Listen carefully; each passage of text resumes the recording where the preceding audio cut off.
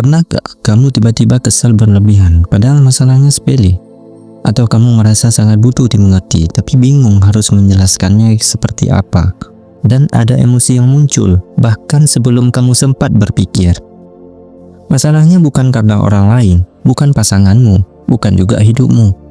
Yang sering bereaksi itu bukan dirimu yang sekarang, tapi bagian dirimu yang dulu, yaitu luka masa kecil yang pernah merasa diabaikan, yang tidak didengar, atau bahkan merasa tidak adil atas perhatian dari orang tua. Itu bukan kesalahan orang tua dan bukan juga tanda iman yang lemah. Setiap manusia menyimpan luka batin, bahkan para nabi pun mengenal rasa kehilangan dan kesedihan. Dan selama bagian itu tidak disadari, hidup akan terus bereaksi yang akhirnya menyesal. Bagian diri itulah yang disebut inner child. Inner child atau anak kecil di dalam diri sering disalahpahami seolah-olah ia hanya tentang masa lalu. Padahal yang membuatnya berpengaruh bukan karena ia terjadi dulu, melainkan karena ia masih bekerja sampai sekarang. Setiap kali kamu bereaksi berlebihan, merasa tidak dihargai, yang aktif bukan pikiran dewasamu, melainkan memori emosional lama. Dalam neuroscience, pengalaman masa kecil disimpan kuat di sistem limbik, bagian otak yang mengatur emosi dan rasa aman. Saat kecil, otak logis belum berkembang sempurna. Anak belum mampu memaknai situasi secara pemikiran dewasa. Maka, yang terjadi pada anak kecil hanya satu hal, yaitu tubuh mereka merekam setiap perasaan.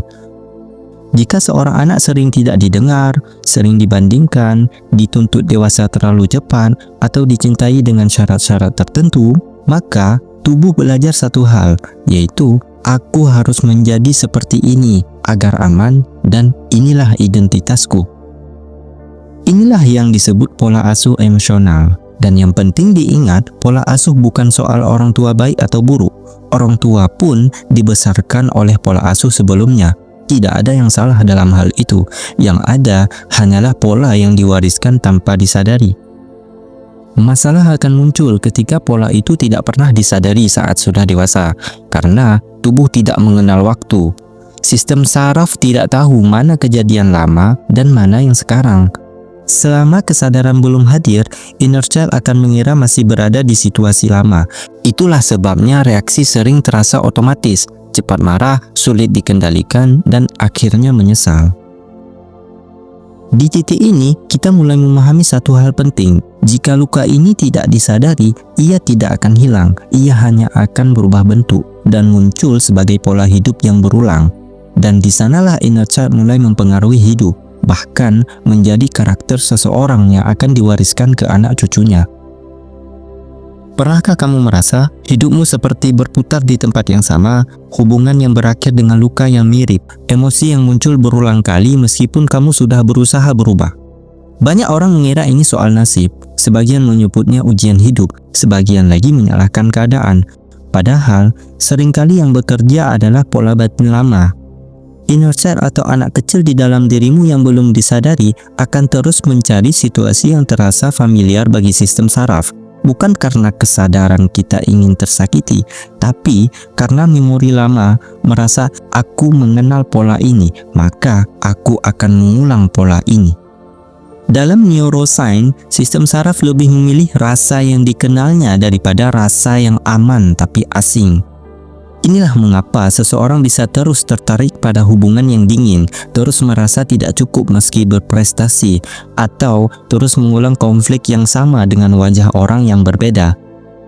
Selama pola ini tidak disadari, hidup akan terus seperti mengulang pelajaran yang sama dengan soal yang sedikit berbeda. Itu bukan untuk menghukum, tetapi karena kesadaran sejati memanggilmu untuk disembuhkan luka itu. Dan jika tidak disembuhkan, maka akan semakin kuat pengulangan pola luka batin itu. Yang awalnya terbentuk hanya dari luka masa kecil, meningkat menjadi luka batin, seperti menumpuk kertas dengan catatan yang sama selama bertahun-tahun. Disinilah banyak orang mulai lelah, merasa sudah berusaha tapi hidup tetap berat. Padahal yang belum berubah bukan situasinya, melainkan keadaan batin yang memancarkan reaksi yang sama. Setiap reaksi emosional bukan sekedar perasaan, tetapi respon biologis dari sistem saraf. Dalam neuroscience, ketika inner child terluka, yang aktif adalah sistem amygdala hijack, kondisi ketika otak emosional mengambil alih kendali sebelum akal sempat bekerja. Pada saat itu, korteks prefrontal menurun fungsinya, logika melemah, dan tubuh masuk ke mode fight, atau freeze. Inilah mengapa reaksi sering muncul lebih cepat dari kesadaran. Banyak orang mengira ini soal kurang sabar, kurang iman, atau kurang kuat menahan emosi. Padahal, seringkali ini adalah sistem saraf yang belum pulih. Dalam perspektif spiritual, manusia bukan hanya makhluk berpikir, tetapi makhluk yang merasakan, dan agama pun menempatkan hati sebagai pusat kehidupan batin. Ketika hati terus berada dalam keadaan takut, cemas, atau terancam, maka seluruh respon hidup akan terlahir dari kondisi itu. Kesadaran bukan berarti menghilangkan emosi, melainkan hadir sebelum emosi menguasai kita. Banyak orang ingin sembuh, tapi tanpa sadar mereka sedang melawan diri sendiri. Dalam neuroscience, sistem saraf tidak bisa dipaksa tenang, ia hanya bisa ditenangkan lewat rasa aman. Jadi, semakin ditekan emosi, semakin tubuh menganggap itu adalah ancaman. Itulah sebabnya jika melawan emosi, justru akan membuat emosi itu semakin bertahan lebih lama.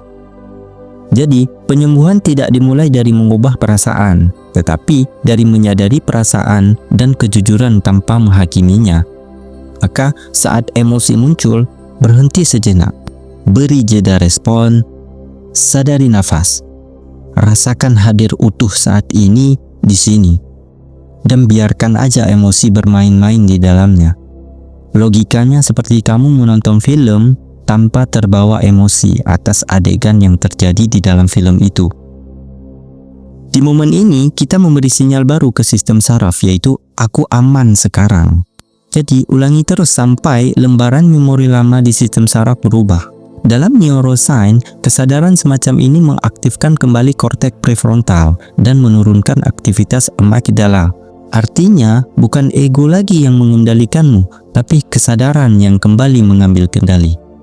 Dalam spiritualitas dan agama, ini dikenal sebagai kehadiran batin, bukan lari dari emosi, tapi duduk bersamanya dengan tenang.